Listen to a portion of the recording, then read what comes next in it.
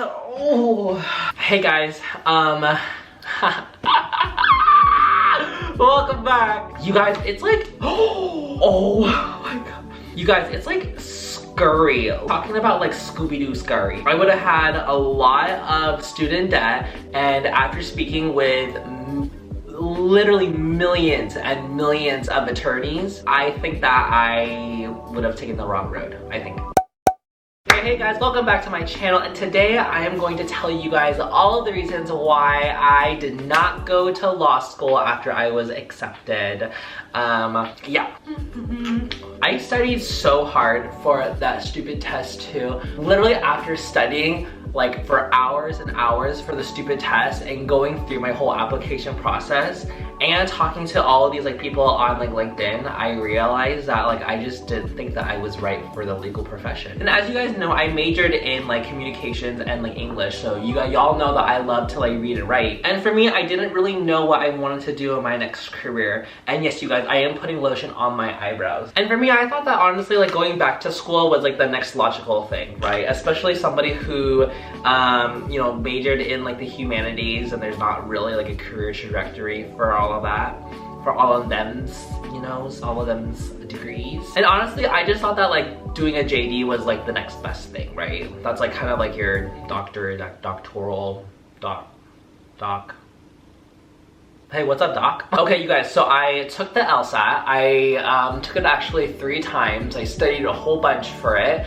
And during that whole time, I was talking to a whole bunch of different attorneys to make sure that this was like something that I wanted to do with my life. And I thought it was like for the right thing for me to do. You know, it's just like the best thing for me to do. And in my mind, I thought I was gonna save the world, right? I was gonna go into immigration law. I was gonna help all these like deportation cases and like help families like stay like in America. Like to me, that was like saving the cheerleader, you know what I mean? And you guys, like I still think that like the line of work is great and everything, like don't get me wrong, like we definitely need lawyers here. But I've also come to realize that there is just so much paperwork and just so much waiting for the government that I would just be so unhappy with how everything is at. And this is just such a systematic, like rooted problem, right? Like this is something that like not like 1 or 2 lawyers or even like a community of lawyers can I fix. Like this is like literally like our like government right here. And so if you think that like 3 million kajillion lawyers can like help like with that government, like it definitely that doesn't even take a village. It takes like a whole fucking like galaxy to be able to like help like restart this. There was a lot of 12-hour shifts that lawyers have to do.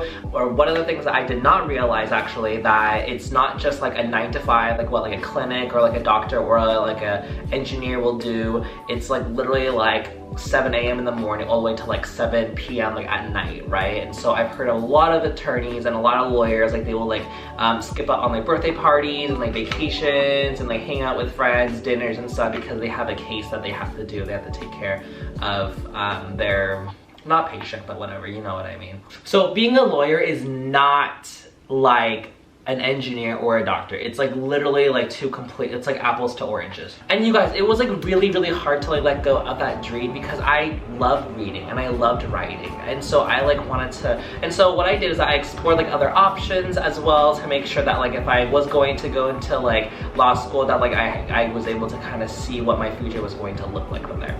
And then you also have like your billable hours, in which from those times that you work, not all of those are billable hours. And honestly, it was just something that like was not worth it for me at the very end. Okay, so in my mind, I'm like, okay, well, if I don't go into like a law firm, maybe I'll do like big law, right? That's where like the big money's at. Or maybe I'll like go work at like a corporate like company, right?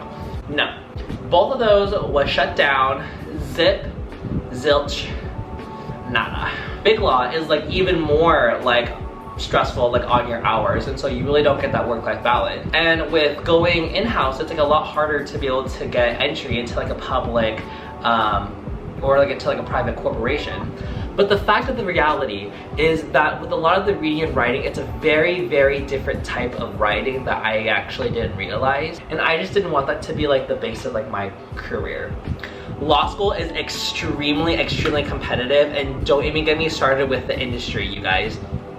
It's so old, it's very traditional. A lot of law firms are not going to spend hundreds and hundreds of monies for like the up-to-date like tools. They are very cheap. They love to stretch their bottom dollar. So after I took the LSAT, after I talked to all these people you know, did my due diligence, I got accepted to law school. I heard back, and I was like so happy, you guys. Like I was so happy.